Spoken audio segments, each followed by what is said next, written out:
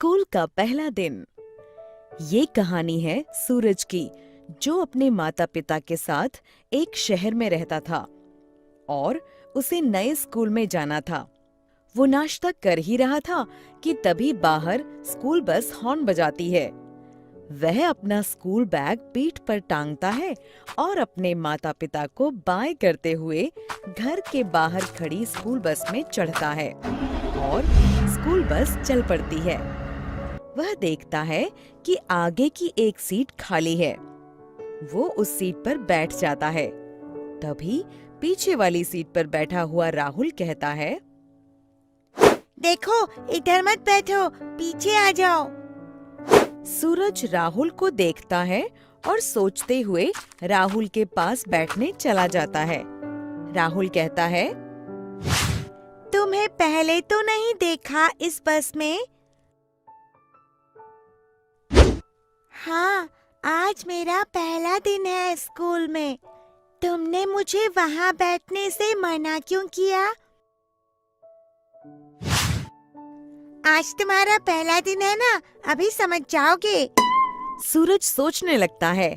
तभी school bus रुकती है और स्कूल बस में राजेश चढ़ता है। राजेश उसी सीट पर बैठता है जहाँ पहले सूरज बैठा था। राजेश के बस में आते ही सभी बच्चे घबरा जाते हैं। सूरज सभी बच्चों को घबराए हुए देख रहा था।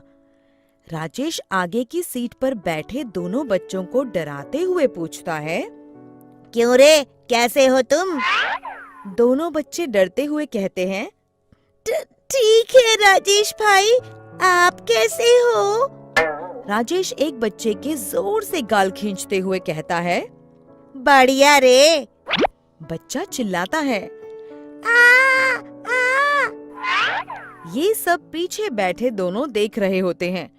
तभी राहुल सूरज के कान में कहता है, इसलिए मना किया था मैंने वहाँ बैठने के लिए। थैंक यू दोस्त, थैंक यू, तुमने बचा लिया, नहीं तो आज पहला दिन ही आखिरी दिन हो जाता। तभी राजेश दूसरे बच्चे से कहता है, चल रे, थोड़ा बाजू को दबा दे। वो बच्चा राजेश के बाजू को दबाने लगता है। सूरज राहुल से कहता है, अगर वो सबको इतना तंग करता है तो टीचर से इसकी शिकायत क्यों नहीं करते? इस पर राहुल कहता है, शिकायत की थी, पर उस शिकायत का इस पर कुछ असर नहीं हुआ और जिसने शिकायत की थी उसे इससे तंग आकर मजबूरन स्कूल छोड़कर जाना पड़ा। सूरज खुद से कहता है, लगता है कुछ ज्यादा ही बिगड़ गया है। सूरज अपनी क्लास में पढ़कर दोपहर को स्कूल की छुट्टी के बाद स्कूल बस में सोचते हुए घर पहुंचता है। उसकी माँ उसे कहती है, आ गए बेटे, चल कपड़े बदल ले, मैं खाना लगाती हूँ। माँ टेबल पर खाना रखती है। तभी वो वहाँ आता है और कुर्सी पर बैठकर राजेश के बारे में सोचने लगता है। माँ उसे सोचते हुए देखती है और पूछती है, तो कैसा रहा आज का दिन? दोस्त वोस्त बने या नहीं? वो कहता है, अच्छा, दोस्त तो बने पर एक रह गया है। माँ उसे परेशान देखते हुए पूछती है, मतलब क्या बात है? मुझसे कहो, मैं भी तुम्हारी दोस्त हूँ ना। सूरज माँ को देखता है और फिर स्कूल बस में जो हुआ वो सब बता देता है।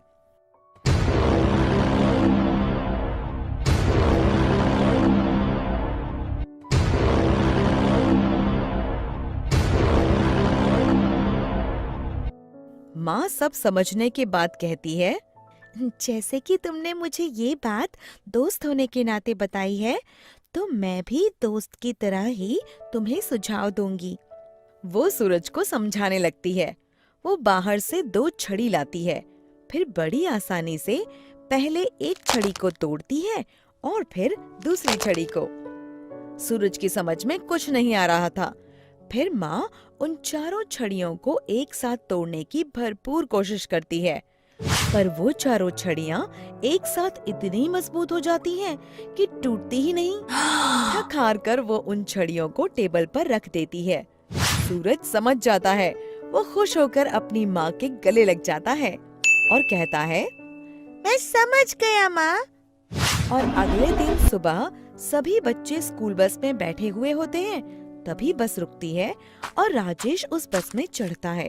वो देखता है कि उसकी सीट पर राहुल बैठा हुआ है। राजेश उससे कहता है, क्यों रे, तुझे पता नहीं इस सीट पर मैं बैठता हूँ? राहुल कहता है, पता है, पर आज मैं बैठूंगा। इस पर राजेश कहता है, लगता है तू ऐसे नहीं मानेगा। राजेश राहुल को मारने लगता है। तभी सूरज कहता है, खबरदार जो राहुल को हाथ लगाया। राजेश गुस्से में कहता है। तो तू मुझे रोकेगा? तभी बस के सभी बच्चे खड़े हो जाते हैं और कहते हैं, नहीं, हम सब रोकेंगे। नहीं, हम सब रोकेंगे। नहीं, हम सब रोकेंगे। नहीं, हम सब रोकेंगे।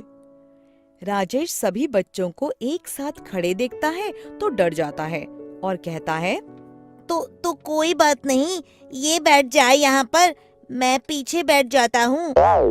सभी बच्चे राजेश को डरा हुआ देखकर अपनी एकता पर खुश होते हैं। सूरज और राहुल सभी बच्चों को खुश देखकर मुस्कुराते हैं। शिक्षा एकता में शक्ति होती है।